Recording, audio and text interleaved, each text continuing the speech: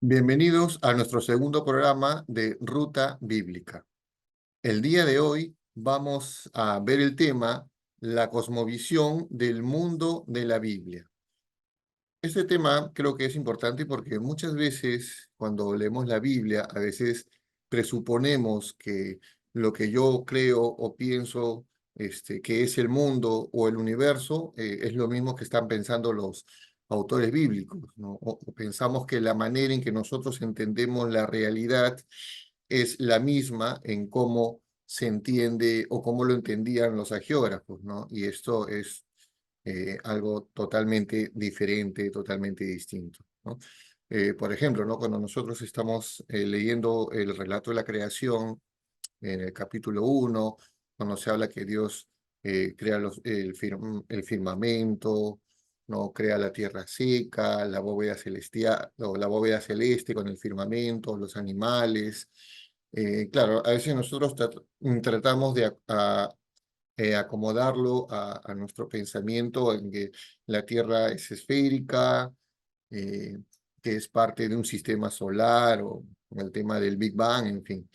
Pero no, el autor tiene una concepción del mundo más precientífica y eso es lo que vamos a ver el día de hoy. Tratar de entender la cultura de los agiógrafos para también comprender de una mejor manera o de una forma más clara qué es lo que los autores tratan de decirnos también a partir de su cultura. Y porque en esta transmisión que hace el autor, ¿no? Es de saber discernir o diferenciar, ¿no? Lo que es la palabra de Dios, el mensaje concerniente para nuestra salvación, de lo que es palabras humanas, ¿no? O lo que es el contexto cultural, ¿no? Entonces, para esto quiero compartir unas imágenes o diapositivas.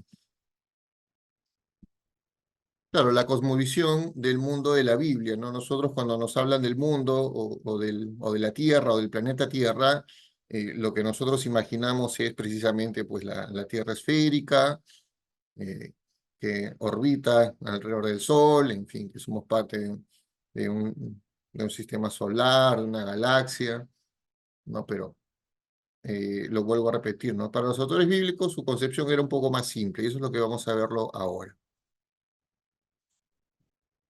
La concepción hebrea, ¿no? Antigua del universo o del cosmos, ¿no? Que es una palabra que aparece mucho en la Biblia. Por ejemplo, los agiógrafos, tanto del Antiguo como el Nuevo Testamento, creían que la Tierra era como una especie de una gran isla o una superisla, ¿no? Y si la Tierra es firme es porque está sostenida por columnas, ¿no? Es lo que la mantiene estable. Debajo de la tierra es, vamos a decir, el mundo de los muertos o el Sheol, ¿no? Las profundidades del océano o también las profundidades del abismo. Es el lugar donde habitan los grandes reptiles o monstruos marinos como Leviatán, el sol, la luna, las estrellas están dentro de lo que es la gran bóveda celestial o el firmamento, ¿no? Y por encima de la bóveda celeste o del firmamento están las aguas superiores, o las aguas arriba del firmamento. ¿Qué quiere decir esto? Bueno, que los agiógrafos obviamente no conocían el ciclo hidrológico del agua para poder explicar las lluvias, ¿no? Que es un tema de la condensación, ¿no? El tema de las nubes, en fin. Entonces, ¿qué es lo que decían? Simplemente ellos veían que caía agua de arriba, entonces pensaban que por encima del cielo, del firmamento, debía haber una especie de un gran océano. Y para corroborar este pensamiento precientífico, como veían que el cielo es azul, bueno, entonces pensaban, seguramente hay un mar, ¿no? Así como el mar que podemos ver, ¿no? En nuestras costas, ellos pensaban, ¿no? Hay un mar por encima del firmamento y eso explica que caiga agua de arriba. Es por eso que también en algunos textos se habla, ¿no? Que Dios abre las compuertas del cielo para que caiga la lluvia. Por encima de las aguas superiores se encuentra lo que es el cielo de los cielos, o es el espacio de Dios, o donde Dios habita en su templo celestial, donde está servido y rodeado pues, por los ángeles, ¿no? O los miembros de la corte celestial, ¿no? Entonces, básicamente, este es el mundo de los escritores de la Biblia, ¿no?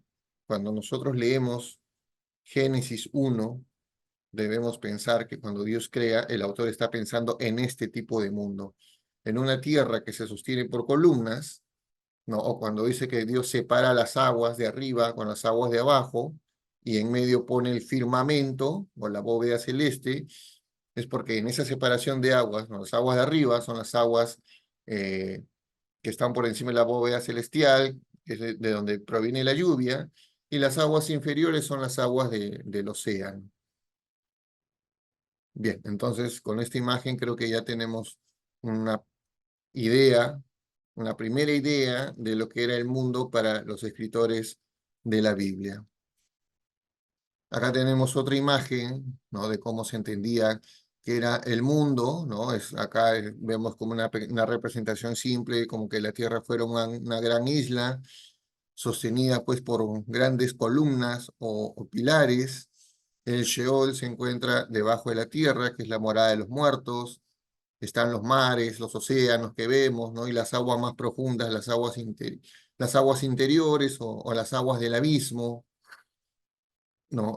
Por encima o dentro de la bóveda celeste está el sol, la luna, las estrellas, ¿no?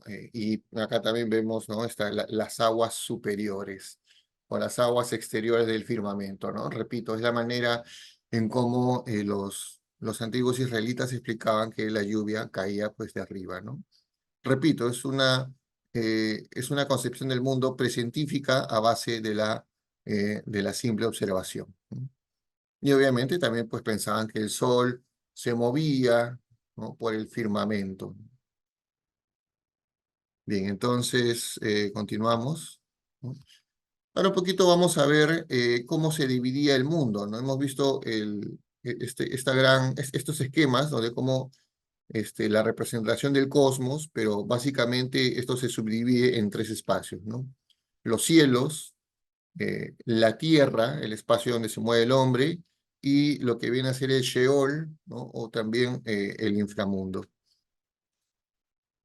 Los cielos, bueno, los antiguos israelitas dividieron el mundo pues en el cielo, la tierra y el mar, ¿no? Lo que se veía, ¿no? Y aparte el inframundo. Veían el cielo como una bóveda, ¿no? Descansando sobre cimientos, quizás sobre montañas, con puertas o ventanas que dejaban entrar la lluvia, ¿no? Las puertas del cielo, ¿no? O las compuertas del cielo por donde Dios permite que la lluvia cae. Dios habitó, ¿no? O habita por encima del cielo, oculto entre las nubes, ¿no? Y majestuosidad, o también una forma de expresarlo, pues que Dios habita en su templo celestial, ¿no? Por encima del cielo.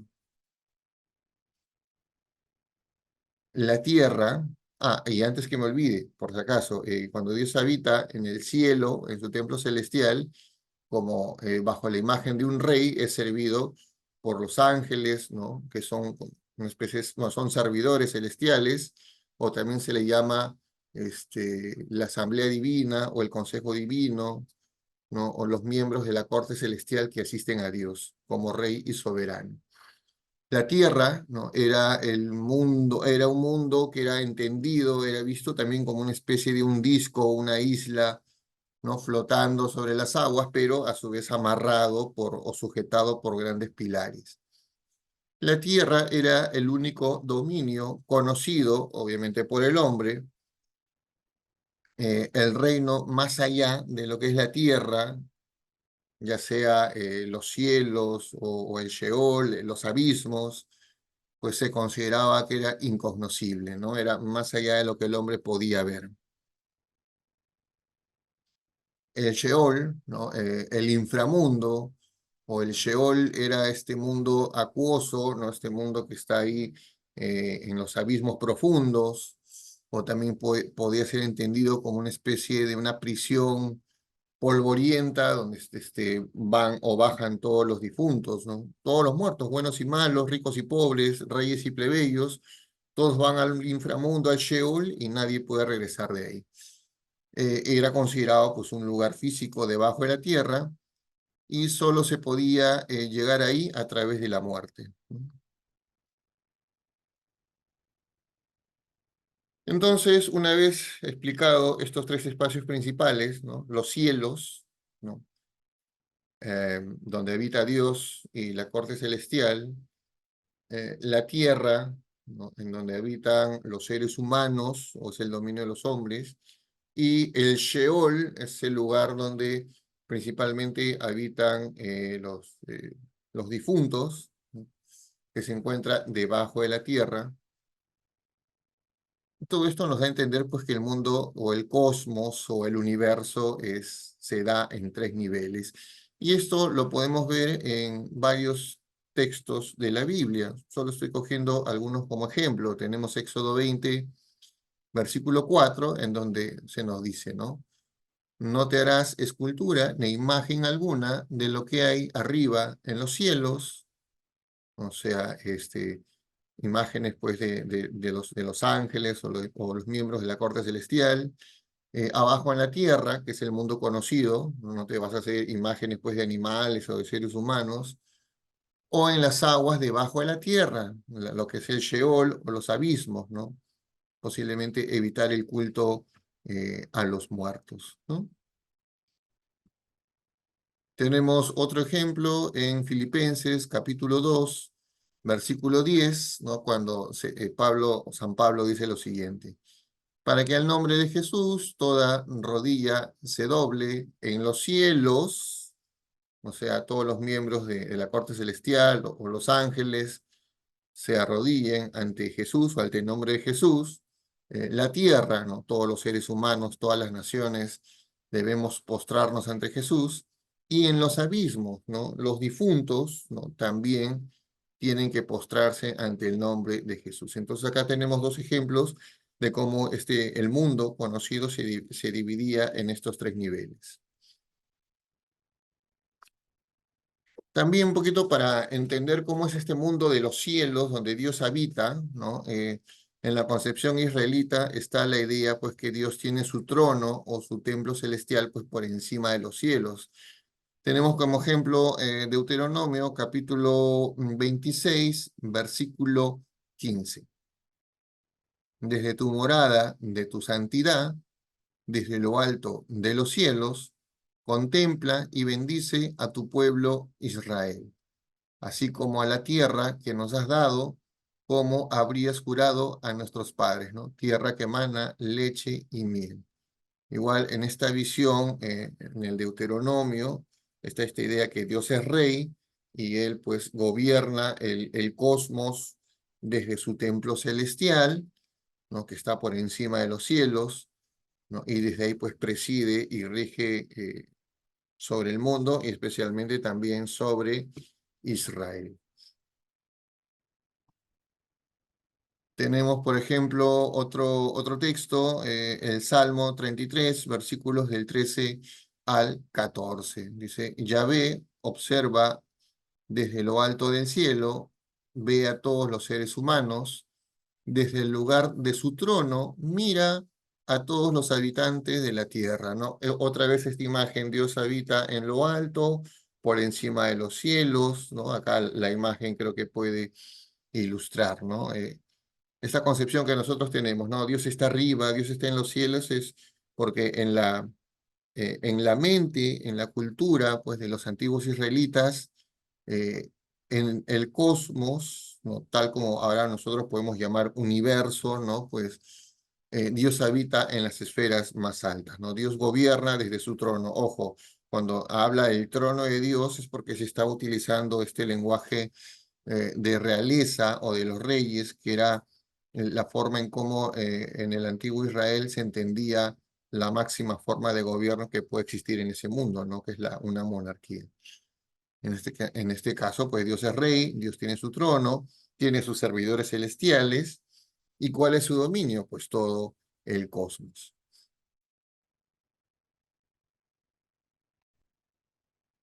las aguas superiores, ¿no? Vamos a ver ejemplos sobre las aguas superiores. Tenemos Génesis 1, del 6 al 7. Dice, dijo Dios, hay un firmamento por en medio de las aguas, que las aparte unas de otras. E hizo Dios el firmamento y apartó las aguas de por debajo del firmamento, de las aguas de por encima del firmamento, y así fue, ¿no? Entonces, esto es lo que justo les decía hace unos minutos atrás. En la creación, ¿no? Había todo un gran abismo de aguas, ¿no? Un océano inmenso de aguas. Lo que hace Dios es separar las aguas, ¿no? Y en medio va a poner el firmamento y después va a aparecer la tierra seca, ¿no? Pero en esa separación de las aguas para que aparezca el firmamento, ¿no? Es lo que son las aguas de arriba, de donde procede la lluvia, de las aguas inferiores, lo que vienen a ser los océanos, y esta es la forma en cómo se entendía el mundo. Otro ejemplo de aguas superiores, tenemos Génesis 7, del 11 al 12, dice, en el año 600 de la vida de Noé, el mes segundo, el día 17 del mes, en ese día saltaron todas las fuentes del gran abismo y de las compuertas del cielo se abrieron y estuvo descargando la lluvia sobre la tierra 40 días y 40 noches. Entonces aquí en este texto, para explicar el diluvio o cómo se inunda la tierra, es porque agua cayó por todos lados, ¿no? Desde las fuentes del gran abismo, o sea, desde abajo, ¿no? Desde el subsuelo, brotaron las aguas y también desde las compuertas del cielo, ¿no? Empezó a llover, ¿no? O sea, cayó agua de las aguas superiores. Acá tenemos igual otra imagen que ilustra cómo se entendía el mundo en la antigüedad, ¿no?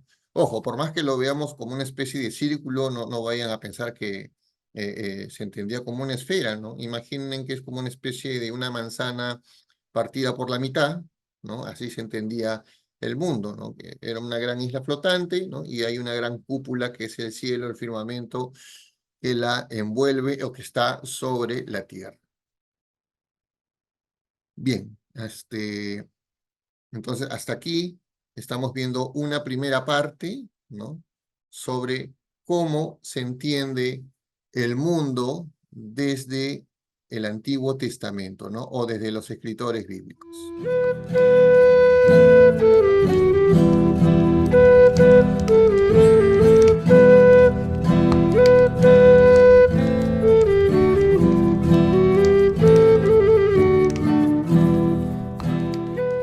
Bien, continuamos con nuestro programa. Les sigo explicando acerca de ciertas ideas sobre qué es lo que debemos tener en cuenta para entender cómo era el mundo según los escritores bíblicos. Justo hablábamos sobre el tema de las aguas superiores.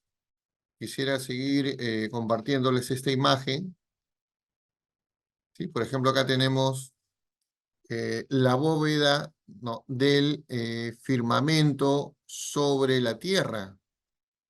¿Sí? A ver, un segundito. Ahora sí, les decía que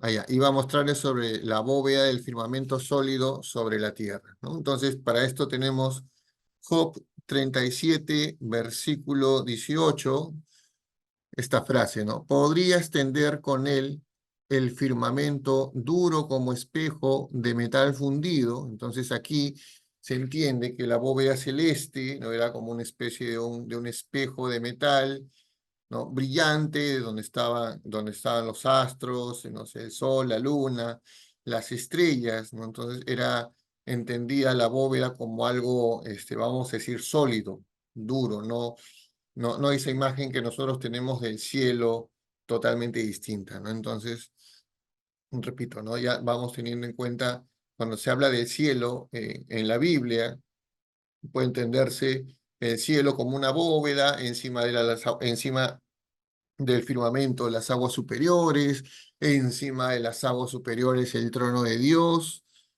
¿Sí? Creo que es muy interesante e ilustrativo para cuando nosotros leamos el Antiguo y también el Nuevo Testamento. También entender la Tierra, ¿no? Como una especie de un disco plano o una especie de isla, ¿no? En medio del mar o los océanos.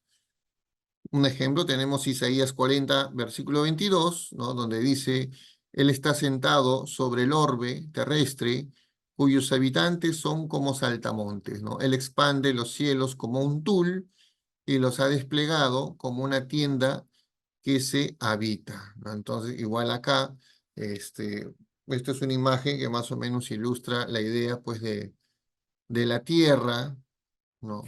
Una especie de circunferencia, pero no esférica, ¿no?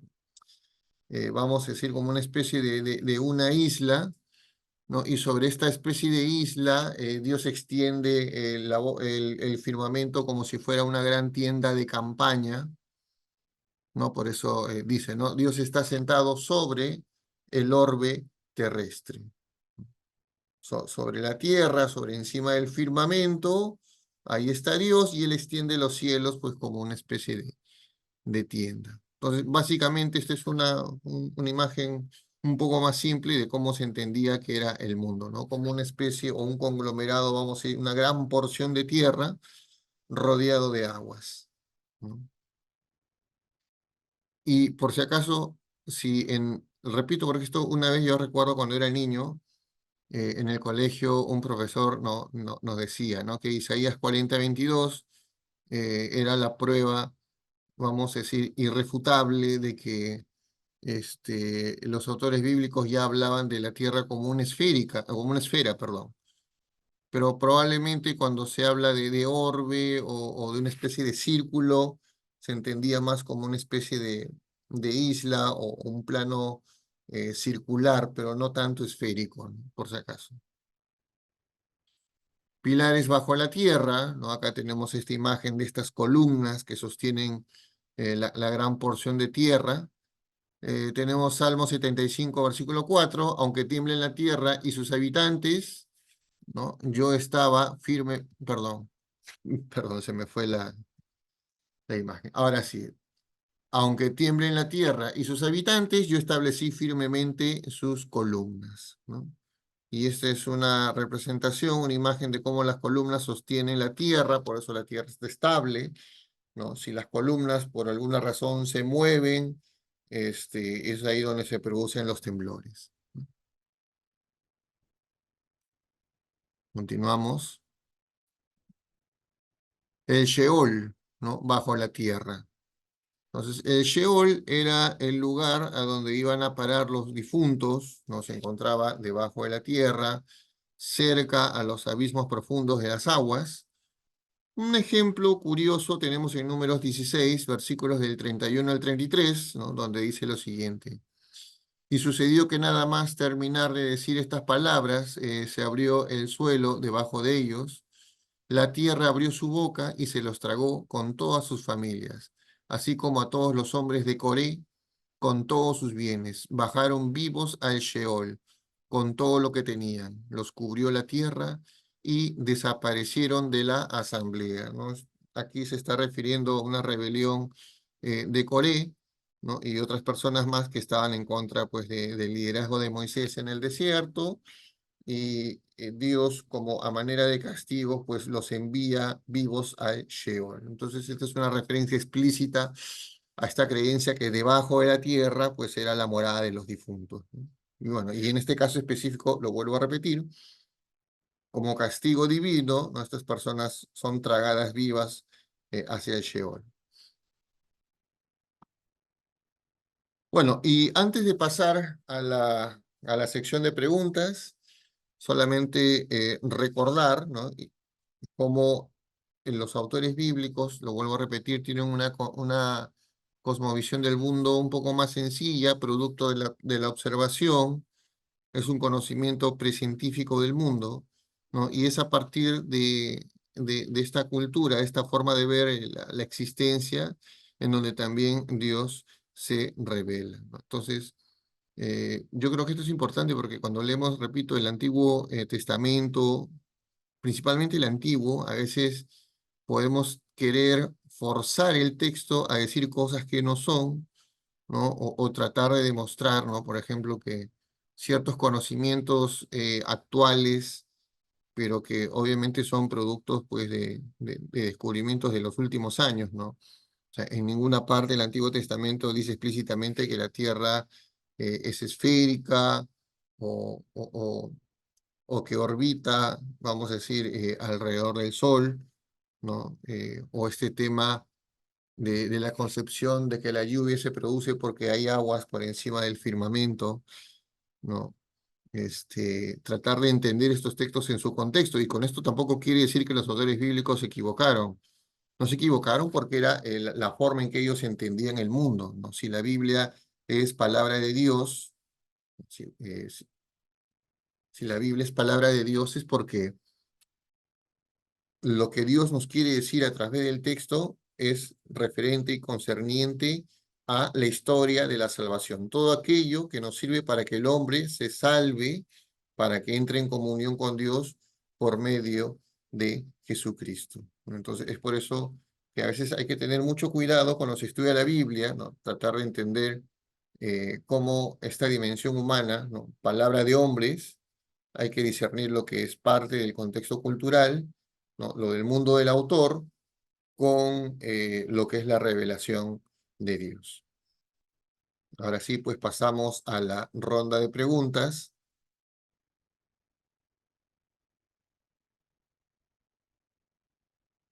¿Por qué la numeración de los salmos no concuerda en todas las Biblias?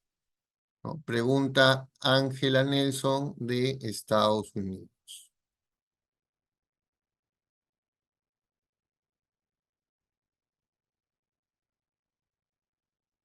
Bien, para responder a Ángela, debemos empezar diciendo pues que los salmos fueron escritos en hebreo y tienen su propia numeración, son 150 salmos.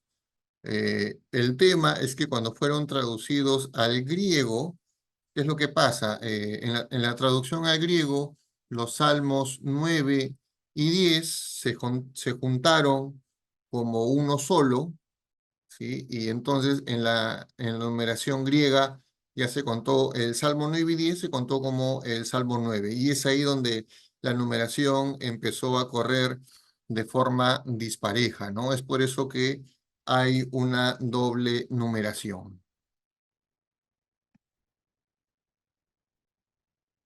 Vamos a continuar con las preguntas. ¿Qué libros apócrifos pueden leerse sin causar confusión? ¿No? Pregunta Jacinta Morales de Lima.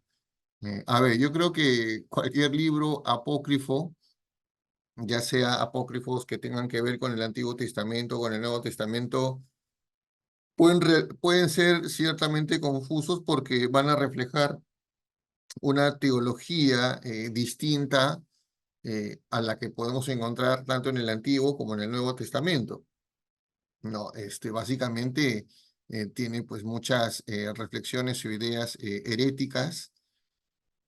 Sin embargo, yo creo que si se leen o se estudian los apócrifos también, tal vez para entender eh, cómo van surgiendo ciertas ideas en la Biblia, ¿no? O para entender cómo ciertos grupos judíos, ¿no?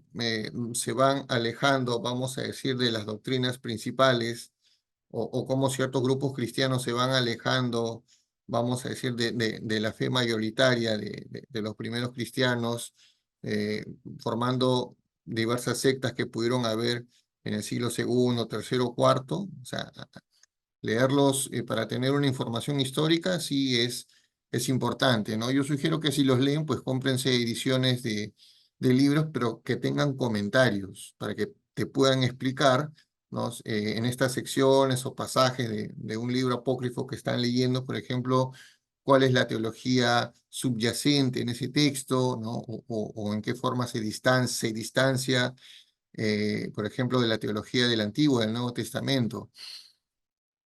Hay una colección de un sacerdote, creo que es Alejandro Díez Macho, creo que son 7 tomos, que es una colección completa de los escritos de apócrifos relacionados con el Antiguo Testamento y tienen un aparato crítico muy, muy bueno, tienen una introducción a cada uno de estos libros. Es una colección de tipo académico que sí te permite pues tener todo un panorama completo de la teología presente en estos textos, la relación que tiene con algunos pasajes del Antiguo y Nuevo Testamento, ¿no? Entonces, ante la pregunta, ¿pueden leerse sin causar confusión? Yo creo que sí, por eso es necesario tener un buen libro que tenga comentarios a pie de página, ¿no? Para que no nos perdamos en la lectura, ¿no? Y siempre leerlos a manera de información histórica, ¿no? No tanto para buscar, vamos a decir, alguna doctrina, enseñanza, porque evidentemente si la Iglesia no los ha reconocido como inspirados, ¿no? Es porque tienen ciertas ideas pues que se alejan, ¿no? Ideas heréticas, ¿no? Por decirlo de la forma más sencilla. ¿El libro de Enoch estuvo incluido en la Biblia anteriormente? Pregunta Jonathan Gamboa del Callao, ¿no? Y con esta pregunta terminamos. El libro de Enoch es un libro, es literatura judía, es considerado apócrifo actualmente pues por eh, el mismo judaísmo, ¿no? Aunque lo puede tener como un libro de lectura, vamos a decir, de tipo informativo o hasta cierto punto espiritual, pero no tiene el mismo valor, el peso canónico que la Torá, la ley, ¿no? O los profetas o los escritos, ¿no? En cuanto al cristianismo, la mayoría de las corrientes cristianas, ya sea la Iglesia Católica, la Iglesia ortodoxas, orientales, ¿no? Incluida la protestante, no la consideran dentro de su canon, ¿no? El libro de Enoch me refiero. Pero sí hay una iglesia ortodoxa etíope, es solo una pequeña rama, que sí lo considera dentro de su escritura canónica, ¿no? Pero es una excepción, ¿no? El resto, incluido el judaísmo, no lo considera una lectura canónica. Bien, entonces con esto creo que ya hemos hecho un recorrido por este tema, yo considero importante, necesario y también interesante de cuál era la cosmovisión del mundo de los escritores del Antiguo Testamento, ¿no? Y creo que esto sirve también para evitar caer en ciertos, ya sea fundamentalismos, ¿no?